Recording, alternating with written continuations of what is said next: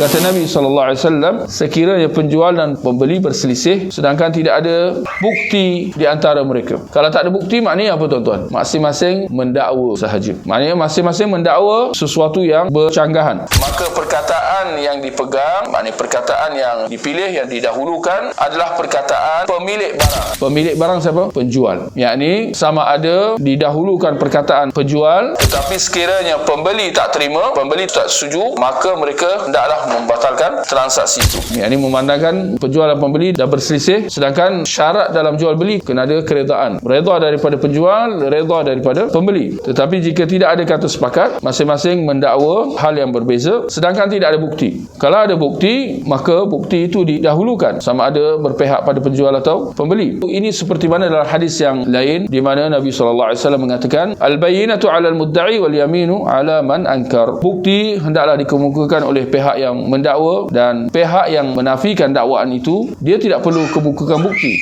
Sebaliknya, dia perlu bersumpah menafikan pertuduhan yang dibacakan ke atasnya. Itu asasnya.